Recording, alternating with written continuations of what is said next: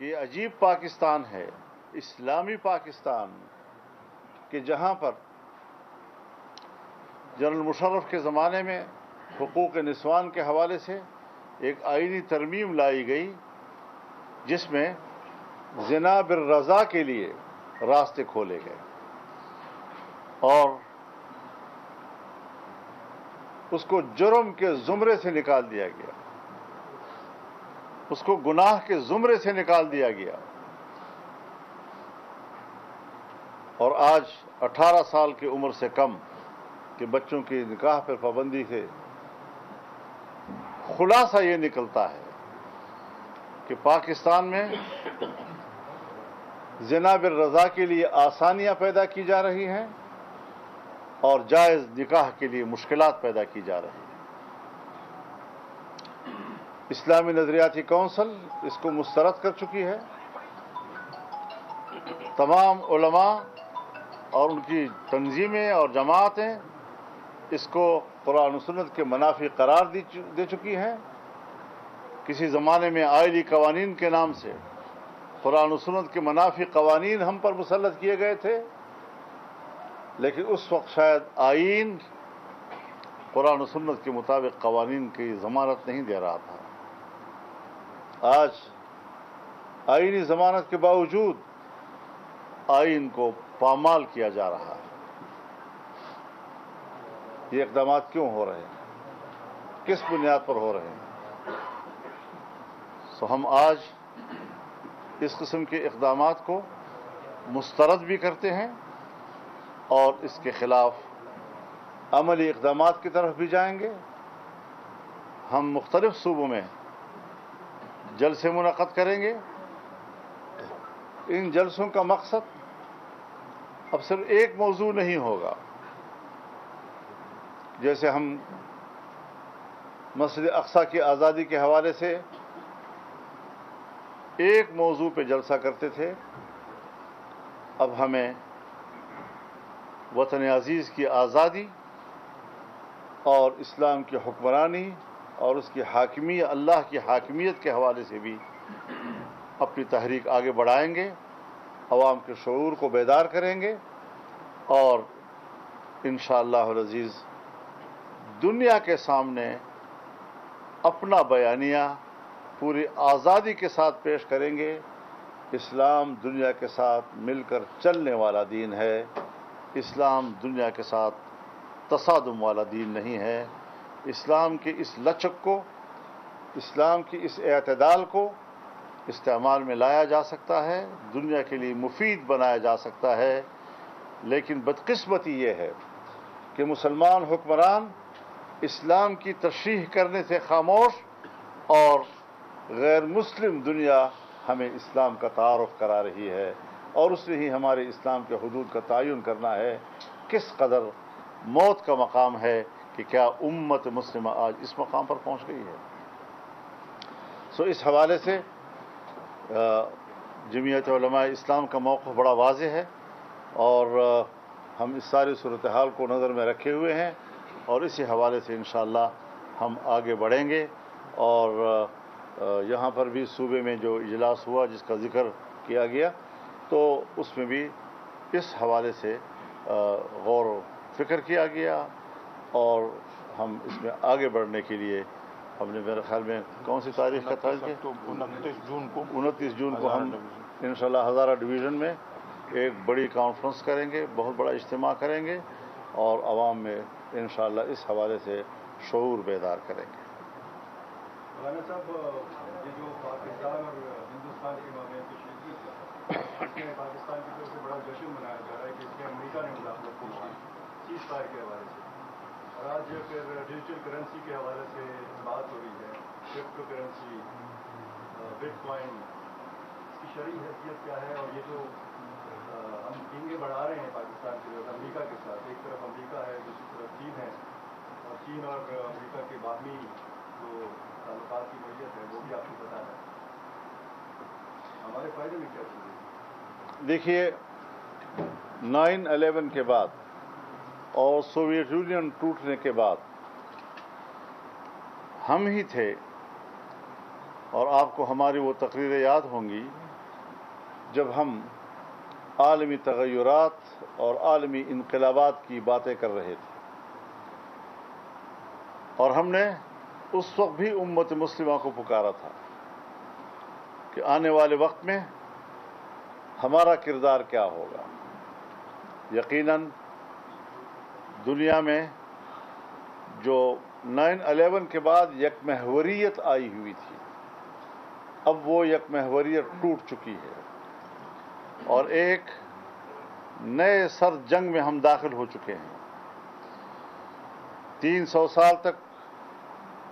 دنیا کی معیشت پر جہاں یورپ کا قبضہ تھا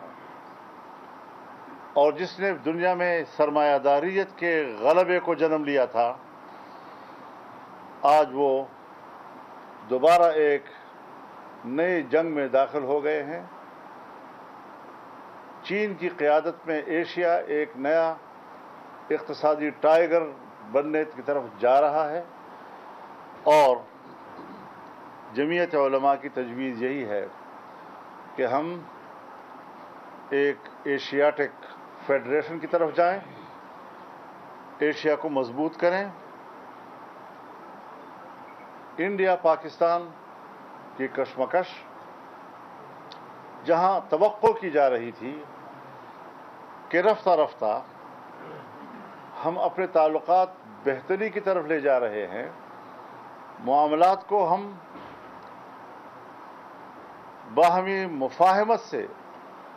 حل کر رہے ہیں اور ان دو ریاستوں کے درمیان تنازعات کے پرامن حل کے راہیں تلاش کر رہے ہیں، جہالت کے خلاف اپنی معیشت کو استعمال کر رہے ہیں، غربت کے خلاف اپنی معیشت کو استعمال کر رہے ہیں، ہمیں ایک چھوٹے سے واقعے نے مودی کی حماقتوں کے نتیجے میں دوبارہ ایک جنگ میں الجھا دیا ہے۔ سو اس حوالے سے بھی ہندوستان کو بھی سوچنا ہوگا اور پاکستان کو بھی سوچنا ہوگا کہ ایک حکمران کی حماقتوں کی وجہ سے ہمیں مشکلات، جو خطے کی مشکلات ہیں، اس پہ اضافے کی طرف جانے کی بجائے ہمیں مشکلات کو واپس اپنے اصلی حالت میں بحال کرنے کی طرف اقدامات کرنے ہوں گے، لیکن ابھی اس میں وقت لگے گا، کیونکہ ہندوستان کی طرف سے جارحیت کے امکانات بدستور موجود ہیں، اور انشاءاللہ العزیز پاکستان کو اس محاذ پر جو عزت ملی ہے اور ہماری دفاعی قوت کو نے جو اس وقت کارنامے دکھائے ہیں، ہمیں آج بھی اپنی دفاعی قوت پر اعتماد ہے کہ وہ وطن عزیز کی دفاع کے لیے کوئی دقیقہ فروگداشت نہیں کریں گے، اور پاکستان کی عزت اور اس کے استحکام کے لیے ہماری دفاعی قوت کام آئے گی۔ ہم بحث کر رہے ہیں اس وقت پاکستان کی نظریاتی حیثیت کے حوالے سے، نظریاتی حوالے سے حکمرانوں کے اقدامات کے حوالے سے، اور اس پر ہم نے بات کرنی ہے، اور انشاءاللہ العزیز ہم نے یہ جنگ جیتنی ہے۔ مولانا صاحب یہ بتائیں کہ جو ابھی ریسنٹلی اپڈیٹس آئی ہیں کہ اسکینڈل سامنے آ رہے ہیں حکمران جماعت کے حوالے سے، حکمران جماعت آپس میں بھی دست و گریبان ہے، یہ صورتحال۔ مولانا صاحب اس کے ساتھ ایک کوشچن اور بھی ایڈ لے لیں، یہ پیپلز پارٹی بھی صوبہ بچاؤ تحریک کے لیے نکلی ہے، تو اچھا نہیں تھا کہ پی ڈی ایم کے تلخ تجربے کے برعکس اگر یہ آپس میں ایک ساتھ اگر تحریک کو آگے لے جایا جائے، پیپلز پارٹی اور باقی اپوزیشن جماعتیں؟ پیپلز پارٹی نے کیا کیا ہے؟ وہ بھی صوبہ بچاؤ تحریک کے لیے نکلی ہے۔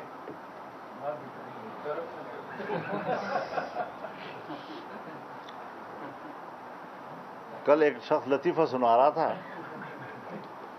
کہ پیپلز پارٹی کا احتجاج اس لیے نہیں کہ کرپشن کیوں ہوئی ہے، بلکہ اس کا احتجاج اس بات پر ہے کہ ہمارا ریکارڈ کیوں توڑا گیا ہے۔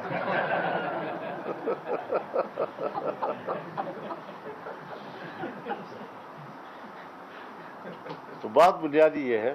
اور یہ احتجاج بھی ان کے سامنے ہے جی کہ کس قسم کا احتجاج تھا۔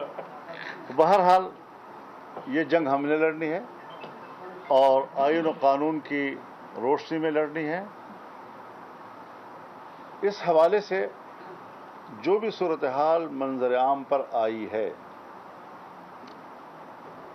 صوبے کے اسمبلی کے اندر سے یہ آواز اٹھی ہے،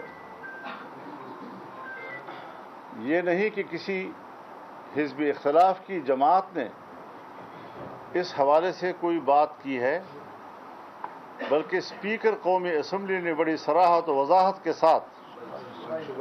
صوبائی اسمبلی کے اسپیکر صاحب نے بڑی صراحت و وضاحت کے ساتھ اس ساری صورتحال کا تفصیل بیان کیا ہے، اور 40 ارب کے کرپشن سے آگے وہ کہتے ہیں کہ اس کی تعداد وہ 200 ارب سے بھی بڑھ سکتی ہے۔ اب ظاہر ہے کہ یہ ایک ایسا معاملہ ہے کہ اگر ہم کہیں کہ اس کی تحقیق کی جانی چاہیے تو اصولاً تو یہی بنتا ہے کہ اس کی تحقیق ہونی چاہیے، عدالتی سطح پر اس کی تحقیق ہونی چاہیے، لیکن دوسری طرف اس کی تصدیق اس طرح بھی سامنے آ رہی ہے کہ 20 ارب روپے وہ ریکور بھی کر لیے گئے۔ اگر 40 ارب میں 20 صرف کوہستان کے کرپشن میں 20 ارب واپس بھی کرا دیے گئے ہیں، تو یہ ساری صورتحال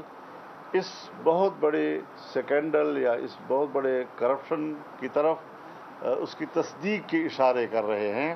لیکن تاہم ہم یہ سمجھتے ہیں کہ صرف الزام کی حد تک بات نہ رہے، بلکہ باقاعدہ عدالتی سطح کی تحقیقات ہونی چاہیے اس کی، تاکہ قوم کے سامنے صحیح صورتحال سامنے آ سکے۔ مولانا صاحب یہ بتائیں کہ ابھی ریسنٹلی جو اپڈیٹس آئی ہیں، جو کابل میں اور پاکستان میں جو سفیر کی تعیناتی کا عمل ہوا ہے، اس میں کیسے آپ دیکھتے ہیں کہ کابل اور پاکستان کے درمیان جو فاصلے ہیں وہ کم ہو رہے ہیں؟ دوسرا یہ کہ جب بھی ہم دیکھتے ہیں کہ آپ میدان میں آتے ہیں تو JUI کو ٹارگٹ کیا جاتا ہے۔ ہم دیکھ رہے ہیں کہ پہلے بھی کچھ دن پہلے بھی پشاور میں جو سوسائڈ اٹیک ہوا تھا، تو اس میں یہ بات سامنے آئی تھی کہ وہ آپ کے جیسے بھی ٹارگٹ کرنے کے لیے وہ سوسائڈ معاملہ رہا۔ تو کون سی طاقتیں ہیں آپ کو ٹارگٹ کرنے کی؟ میرے ہم کوئی نیا سوال کریں، اس میں تو ہم پرانے ہو گئے ہیں، داڑیاں سفید ہو گئی ہیں۔ افغانستان والی سر کم عمر شادی سے متعلق کی تحریک آپ شروع کر رہے ہیں، اسلامی نظریاتی کونسل نے بھی فیصلہ دیا ہے، قرآن و سنت کی روشنی میں کتنا عمر ہے فیمیل کے لیے اور میل کے لیے؟ میل اور فیمیل کے لیے کوئی عمر کی قید نہیں ہے، بلوغت ہے، بلوغت۔ تو وہ بلوغت 12 سال میں آتی ہے، 10 سال میں آتی ہے، 13 سال میں آتی ہے، 14 سال میں آتی ہے، 15 سال میں آتی ہے، اور اگر کم سینے میں ان کے والدین نکاح کر دیں تو پھر اس کو خیار بلوغ حاصل ہے۔ بالغ ہونے کے بعد اس کو اختیار ہوگا کہ وہ اس نکاح کو قبول کرتا ہے یا نہیں کرتا۔ یہ کابل اور پاکستان کے درمیان جہاں تک کابل افغانستان کی بات ہے حضرت، یہ مصنوعی قسم کی ایک جیسے تنگ نظری کے نتیجے میں کچھ واقعات ایسے ہوئے کہ جس میں دونوں طرف کو مورد الزام ٹھہرایا جا سکتا ہے کہ جہاں ذمہ دار ریاستوں کو بہت بڑے تحمل کا مظاہرہ کرنا ہوتا ہے، ہم وہ نہیں کر پا سکے، جبکہ الیکشن سے پہلے یہ ساری چیزیں، اس کی بنیادیں ہم نے رکھ دی تھیں، اور تمام شعبوں میں باہمی تعاون کے راستوں پہ اتفاق کر لیا تھا ہم نے۔ اس کی پیروی کیوں نہیں کی جا سکی، اور کیوں ہم نے ان کامیابیوں کو کامیاب نتائج تک نہیں پہنچایا، یہ ساری چیزیں اپنی جگہ پر سوالات ہیں۔ لیکن اگر اب کچھ معاملات آگے بڑھے ہیں، یعنی اگر سی پیک کو ایکسٹینڈ کیا گیا ہے افغانستان کی طرف، تو یہ مزید آگے ہم اپنے جو سفارت خانے ہیں ان کو بھی اب اپ گریڈ کر رہے ہیں، ناظم الامور سے آگے اب سفیر کے منصب کی طرف ان کو لے جا رہے ہیں۔ ان کا جو یہاں پر ناظم الامور ہے وہ بھی سفیر کے عہدے پہ چلا جائے گا، اور کابل میں جو ہمارا ناظم الامور ہے وہ بھی سفیر کے عہدے پہ چلا جائے گا۔ تو یہ باہمی تعلقات میں پیش رفت کی علامت ہے، اور افغانستان اور پاکستان کی بہترین باہمی تعلقات ایک دوسرے کے لیے ناگزیر ہیں، ناگزیر۔ مولانا صاحب یہ بتائیں کہ اس ملک میں ادارے ہیں اور اسی طرح اسلامی اسلام کے ساتھ اگر کوئی اس طرح آمد سازی ہوتی ہے، جو بھی بات ہوتی ہے، تو اسلامی نظریاتی کونسل اور اکثر آپ لوگ بھی مطالبہ کرتے ہیں کہ جو اسلامی نظریاتی کونسل کے پاس کیا ہوتا ہے، اور یہ قومی کی شادی کے بل کے بارے میں بھی کہا جا رہا ہے، تو وہ اسلامی نظریاتی کونسل کے پاس جب دیکھتے ہیں اور جب اس طرح کی ادارے وہ فیصلے کرتے ہیں تو پھر احتجاج دیکھیے، کونسل تو ایک ادارہ ہے، اس نے ایک رائے دے دی، اور اس رائے میں انہوں نے صراحت کے ساتھ اس قانون کو خلاف شریعت قرار دیا ہے۔ لیکن یہ سارا اقدام اسلامی نظریاتی کونسل نے از خود کیا ہے یا ان کے اراکین کی تحریک پہ کیا ہے۔ اسمبلی اس وقت قانون سازی نہیں کر سکتی جس وقت پارلیمنٹ کی 22% اراکین کسی مسئلے کو اسلامی نظریاتی کونسل کی طرف لے جانے کا ووٹ نہ کرے۔ پہلے یہ تعداد غالباً 50% کے قریب تھی یا 40% کے درمیان تھی، اور اب وہ نیچے 22% پہ آ گئی ہے۔ تو اس کا ایک پروسیجر ہے ضرور اپنی جگہ پر، لیکن ہم نے صرف پروسیجر کو دیکھنا ہے، یا یہ کہ ہم خود بھی مسلمان ہیں اور ہمارا ایک اسلامی عقیدہ اور نظریہ ہمیں کیا کہتا ہے، اور اس حوالے سے اسلام ہماری کیا رہنمائی کرتا ہے۔ ہم وہاں اندھے کیوں ہو جاتے ہیں، ہمارے آنکھوں پر پردے کیوں آ جاتے ہیں، اور صرف اس بنیاد پر کہ ہم نے مغربی دنیا کی پیروی کرنی ہے، ان کو راضی رکھنا ہے۔ ان کو راضی رکھنے میں ہمارے اقتدار کے امکانات پوشیدہ ہیں، تو آخرت میں اللہ کے سامنے بھی پیش ہونا ہے یا نہیں ہونا چاہیے۔ تو یہ حکمران حضرت اللہ کا جرم کر رہے ہیں، یہ مجرم ہیں، قوم کی بھی مجرم ہیں، آئین کی بھی مجرم ہیں، قرآن و سنت کی بھی مجرم ہیں۔ مولانا صاحب یہ بتائیں کہ سپریم کورٹ میں مخصوص نشستوں کا مسئلہ زیر سماعت ہے، ججز نے یہ ریمارکس کیے ہیں کہ ایک جماعت کی نمائندگی نہیں ہے پارلیمنٹ میں، اس کو مخصوص نشستیں کیوں دی جائے؟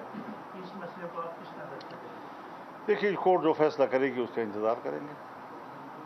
جب تک مسئلہ سب جوڈیس ہے تو ہم کیا کہہ سکتے ہیں۔ سوال یہ ہے کہ پہلے بھی آپ نے صوبے کی سیکورٹی کے حوالے سے بات کی ہے، لیکن ایک دفعہ پھر ہم کی توجہ ہے وہ مبدول کرانا چاہ رہا ہوں کہ خیبر پختونخوا اور خاص طور پر جو ضم اضلاع ہے وہاں پر سیکورٹی صورتحال خراب ہے۔ آج بھی جو ہے کرا دمشق میں گھر کے اندر بلاسٹ میں جس میں 2 افراد جو ہے وہ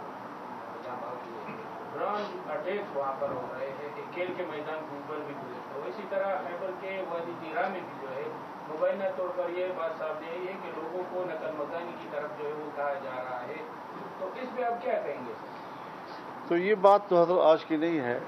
اس کرب سے تو میرے خیال میں گزشتہ 30-40 سالوں سے ہمارا صوبہ جو ہے وہ گزر رہا ہے، اور عام آدمی اس ساری صورتحال کو برداشت کر رہا ہے۔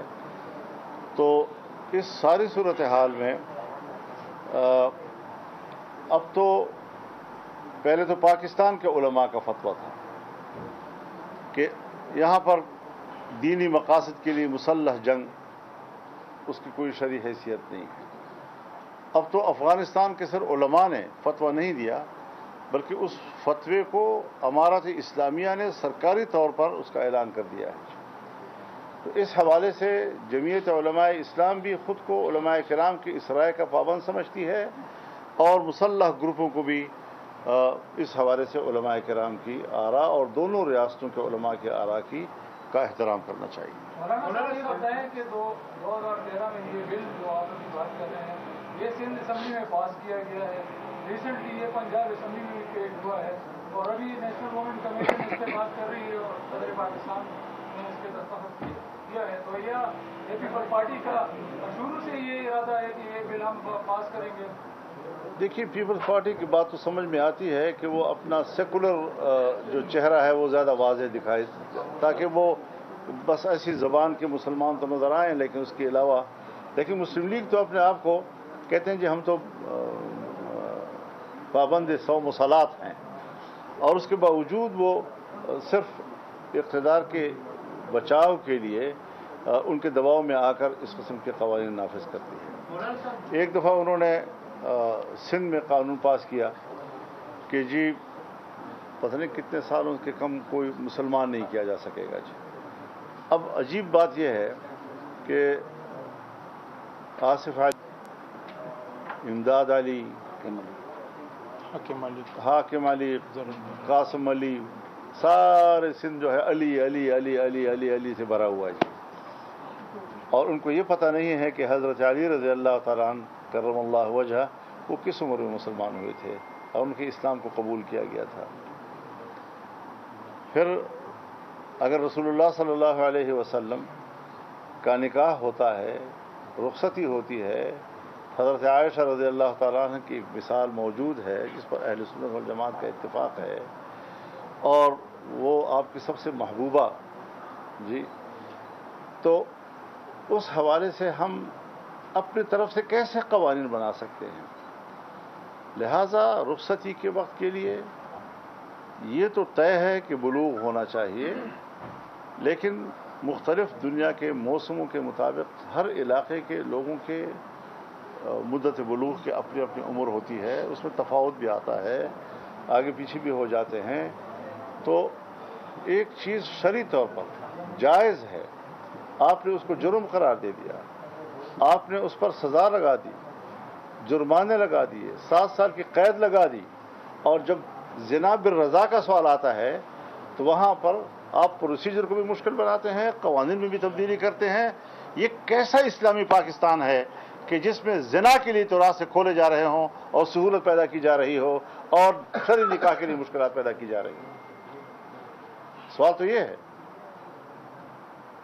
مولانا صاحب یہ بتائیں کہ ہمارے ڈسٹرکٹ کے اطلاع جو ہے شیخ وقاص صاحب، ان کا یہ کہنا ہے کہ ہمارے جو مولانا تحفظات ڈی خان کے حوالے سے سی ایم صاحب کے وہ دور کر دیے ہیں، پھر بھی مولانا صاحب خود اتحاد کے لیے آگے نہیں بڑھ رہے، کیا وجہ ہے؟ ذرا پہلے اس سوال سمجھ دو پہلے، پھر اس کے بعد جواب بعد میں تلاش کیا کرو، سوال ہی ٹھیک نہیں ہے آپ کو۔ کے طور پہ کوئی پاکستان پیپلز پارٹی کے بارے میں بات کرتے تھے کہ کرپشن کی حکومت میں ہوتی ہے، لیکن پیپلز پارٹی کے کسی بندے نے خود نہیں کہا کہ ہاں یہ کرپشن ہو رہی ہے ہماری حکومت۔ ابھی پہلی بات جیسے کہ آپ نے کہا ہے کہ اسپیکر ہے کہ اہم وہ یہاں بیٹھا ہوا شخص وہ کہہ رہے ہیں کہ اتنا کرپشن جو ہے اس صوبے میں ہوئی ہے، تو آپ کیا سمجھتے ہیں اس صوبے کے اور ان کی ادارے یہ کیوں؟ اس صوبے میں کرپشن اس وقت تک ختم نہیں ہو سکتی جب تک کہ یہاں جمعیت علماء اسلام کی حکومت نہیں ہو۔ ہم نے پہلے بھی ثابت کر کے دکھایا ہے کہ کرپشن کیسے ختم کی جاتی ہے، اور اب بھی ثابت کر کے دکھائیں گے۔ یہ ٹھیک ہے کہ اسٹیبلشمنٹ نے ہماری کردار کشیاں کی ہیں، لیکن کیا کوئی آج تک ایک FIR بھی درج ہو سکا ہے؟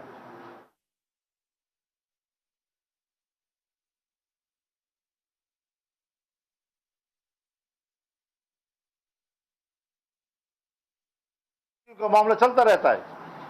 یہ بات نہیں ہے اصل بات، لیکن عملی طور پر کیا ہوتا ہے؟ میں یہ نہیں کہتا کہ MMA کی حکومت میں کرپشن 100% ختم ہو گئی تھی، لیکن پردے کے پیچھے چلی گئی تھی، اس کو ہر سطح پہ جرم تصور کیا گیا تھا، اور آج میز پر آمنے سامنے بیٹھ کر پہلے لینا دینا طے ہوتا ہے، اس کے بعد پھر مسائل کا حل ہوتا ہے۔ تو یہ چیزیں جو ہیں یہاں پر تو نظریات، دیانت، امانت، اس کی جنگ نہیں ہے، یہاں پر جنگ ہے اتھارٹی کی، کہ میرے پاس اتھارٹی ہونی چاہیے۔ تو جتنا کمزور انسان ہوگا، جتنا کرپٹ انسان ہوگا، جتنا اخلاقی طور پر گیا ہوا انسان ہوگا، اس کو لا کر آپ کے سروں پر بٹھائیں گے تاکہ ان کی کمزوریوں کو استعمال کر کے ان کو اپنے اتھارٹی کے مطابق استعمال کر سکیں۔ تو جنگ اتھارٹی کی ہے، نظریات کی نہیں ہے، اخلاقیات کی نہیں ہے، اور امانت و دیانت کی نہیں ہے۔ یہاں تو امانت و دیانت کو پامال کیا جاتا ہے، ایسے لوگوں کو تلاش کیا جاتا ہے کہ کون ہے جو سب سے زیادہ کرپٹ، بد اخلاق، گندے اخلاق کا انسان، گرا ہوا انسان، ان کو ملے اور آپ کے ملک کا حکمران بنا دیں تاکہ اچھے طریقے سے ان کو استعمال کیا جا سکے۔ بہت شکریہ آپ حضرات کا جی۔ سبسکرائب کریں اور بیل دبائیں تاکہ کوئی خبر رہ نہ جائے۔